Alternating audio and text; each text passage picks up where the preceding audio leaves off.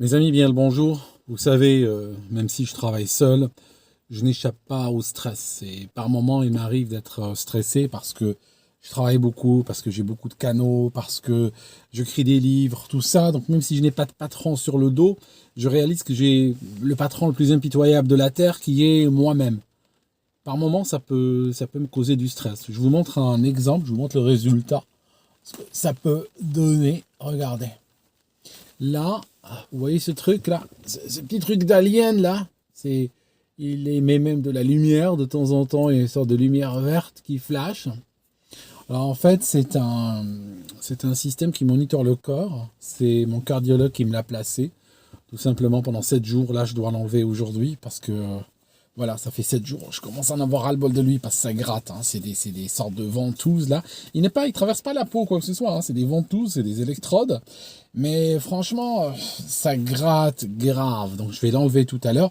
Il m'a dit qu'au bout d'une semaine, il serait probablement en train de tomber tout seul. Il n'est pas du tout en train de tomber tout seul. Il est vraiment accroché. Je sais même pas comment je vais l'enlever sans me faire mal et je vais le lui envoyer. Après, ils vont analyser. J'avais de temps en temps des palpitations. Et pour vous dire un truc drôle, c'est que j'ai été chez le cardiologue. Il m'a fait un électrocardiogramme à 12 électrodes, le truc qu'on connaît partout. On a parlé, on a discuté, il m'a montré les 12 tracés qu'il a reçus. Il m'a dit ils sont tous parfaits, ils sont tous excellents. Il m'a rassuré, tout ça. Je suis sorti de chez lui avec ce machin que je gardais une semaine. Depuis une semaine que je suis sorti de chez lui, je n'ai pas ressenti de palpitation. Zéro. Donc voilà, je vais lui envoyer, il va m'appeler pour me dire il n'y a rien. Quoi. Mais juste pour vous dire qu'il faut faire gaffe au stress et il faut apprendre aussi à déconnecter. Déconnecter des stresseurs de la vie. Les stresseurs de la vie, ça peut être des individus, ça peut être des personnes, ça peut être des amis, des gens de la famille, des gens qui sans le faire exprès nous causent du stress. Ça peut être aussi les news. Les news, je sais que pour moi, c'est un facteur de stress. Et aujourd'hui, je suis très déconnecté de ce qui est en train de se passer dans le monde. Je vous cache pas. Même si je commente l'actualité et tout, il m'arrive parfois de d'avoir trop le nez dedans et de voir dézoomer, de voir revenir en arrière. Bon, voilà, ça c'était juste un passage quelque chose, hein, à titre personnel, que je voulais partager avec vous. Maintenant, il y a autre chose que je voulais vous dire. Vous savez, il y avait un chiffre, je crois qu'il était de PwC. PwC, qui est l'une de ce qu'on appelle les Big Four. Vous savez, quand on dit les Big Four, on est en train de parler de 4 organisations, 4 grosses boîtes qui font, entre autres choses, de l'audit et des analyses économiques et tout ça. PwC, KPMG, Deloitte, Ernst Young. Ça, c'est les 4, mais il y en a plein de petits. Mais pour vous dire, dans leur rapport, j'espère que vous aimez le bruit de la pluie, moi ça me relaxe, hein, c'est bien pour l'appareil. Euh, dans leur rapport, ils disaient que l'intelligence artificielle, hein, ce qu'on appelle l'intelligence artificielle, vous me connaissez, je suis contre le mot, mais bon, c'est pas grave. Eh bien, l'intelligence artificielle va rajouter 71 milliards de dollars dans l'économie globale cette année. Elle va rajouter ça dans l'économie globale. Et ça va aller où à votre avis? Eh bien, ça va aller aux États-Unis et en Chine. Zéro en Europe. En Europe, si ça se trouve, ça aura un impact négatif. Mais que se passe-t-il vraiment? Qu'est-ce qui s'est passé? Pourquoi? Eh bien, parce que l'Europe, à cause de l'Union européenne et à cause des réglementations européennes, est en retard sur tout, est en retard et has been. Et je vous donne un exemple. Oublions l'intelligence artificielle, je vous donne un exemple. Regardez les clouds. Aujourd'hui, tu as un ministère français ou autre, il a besoin de services cloud. Il va trouver quoi dans la compétition, dans le spectre, dans le marché? Il va trouver AWS, américain. Il va trouver GCP, Google Cloud, américain. Il va trouver Azure, Microsoft Azure, américain. Les 3 grands, les 3 tenants qui tiennent le marché sont américains. Il n'y a pas d'équivalent en dehors des États-Unis, sauf que en Chine, il y en a. Ça signifie la Chine, avec Alibaba, a créé son propre cloud. Mais les plateformes, vous allez dans Paris, par exemple, vous prenez un Uber. Uber, la plateforme, elle est américaine. Vous louez un studio ou un appartement pour le week-end à Paris, vous bookez sur où ça? Vous bookez sur Airbnb. Airbnb, c'est américain. Donc, je veux dire, vous achetez un truc sur eBay, américain. Vous comprenez? Vous utilisez WhatsApp, américain. Vous achetez un téléphone de chez Apple, américain. Vous n'aimez pas Apple, vous achetez Android, américain. Vous voyez le truc? Qu'est-ce que je suis en train de vous dire? Je suis en train de vous dire que l'Europe est en train de rentrer dans le Moyen-Âge sur le plan technologique. C'est-à-dire, quand on regarde, revenons par exemple en 2008. En 2008, il y a eu la crise économique qui a fait que les autorités américaines ont commencé à imprimer de l'argent en masse et à le distribuer dans l'économie. Et ils ont abaissé les taux d'intérêt. À un moment donné, les taux d'intérêt étaient de 0.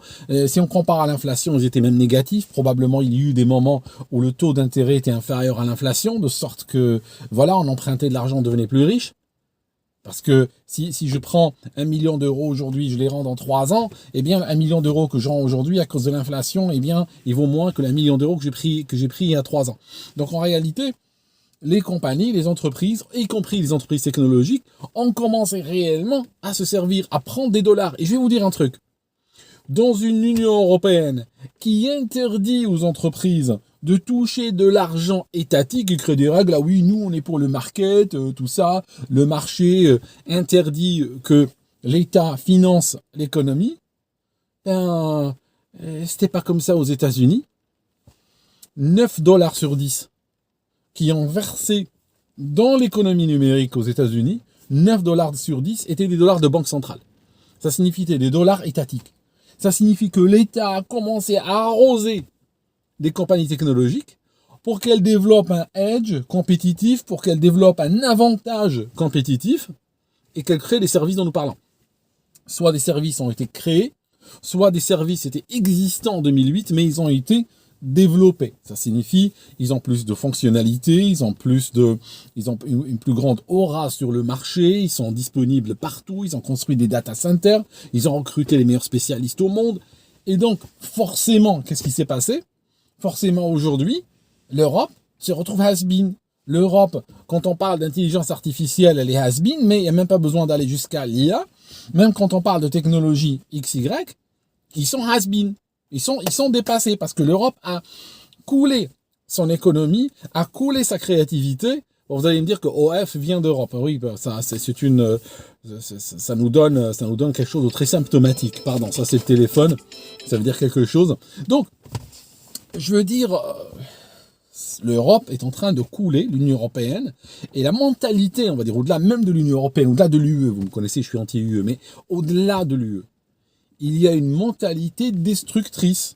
Par exemple, en Allemagne, BMW ne fabrique plus les moteurs thermiques en Allemagne. Le savoir-faire allemand est parti.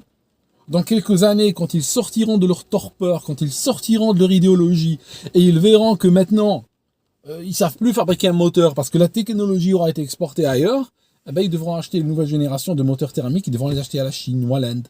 Voilà, comme des losers. Alors qu'ils avaient cette techno, et ils l'ont détruite. Mercedes a dit, nous on va partir dans du 100% en véhicule électrique.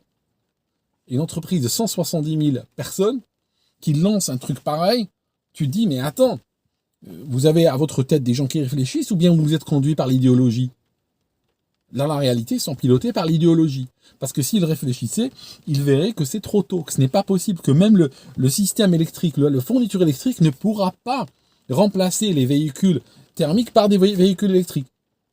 Mais malgré tout, ils sont partis là-dedans. Alors aujourd'hui, il y a 2-3 jours dans le Financial Times, ils viennent de dire, bon oui, on va revenir un petit peu dessus, 50% des véhicules seront électriques. Ça m'étonne pas qu'ils soient revenus dessus. Ils vont même revenir sur les 50%. Même les 50%, c'est énorme. Même le 50%, gardez cette vidéo, rappelez-vous de cette vidéo, ils vont revenir dessus. Comme ils vont revenir sur les 100%, et je vous l'avais annoncé déjà. Sauf que, on se demande, mais quelle mentalité destructrice est en train de les conduire ? Ils sont plus en train de piloter par des réalités, ils sont en train de piloter par des idéologies, par des affirmations gratuites, à l'autel desquelles ils vont sacrifier du développement, sacrifier du bien-être, sacrifier plein de choses, juste comme ça. Et puis après, ils reviennent et puis ils prennent des claques, pendant que les autres pays sont en train de se développer. Pendant que la Chine, pendant que les États-Unis sont en train de se développer, à tel point que on arrivera à un stade où l'Européen il voudra acheter une baguette de pain, il devra l'acheter à l'étranger, il devra la ramener de peuples qui savent la fabriquer parce que lui, il a tout oublié. Il a oublié la recette, il a brûlé la recette, il a détruit les boulangeries, il a détruit les fours, et puis maintenant, voilà, il veut sauver le climat, il veut sauver la planète, il veut sauver l'univers. C'est complètement dingue ce qui est en train de se passer. Bon, mes amis, je ne stresse pas plus que ça.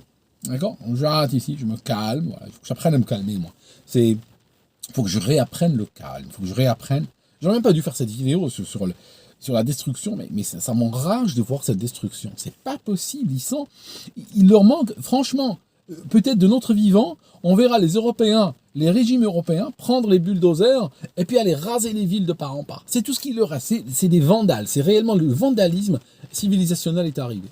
Merci mes amis, on se voit dans une prochaine vidéo, peut-être plus heureuse que ça. Je vous dirai les résultats de ce système. Je pense qu'il n'y a rien. Il n'y a rien, je pense. Je vais flipper pour rien. Ok. À très bientôt mes amis.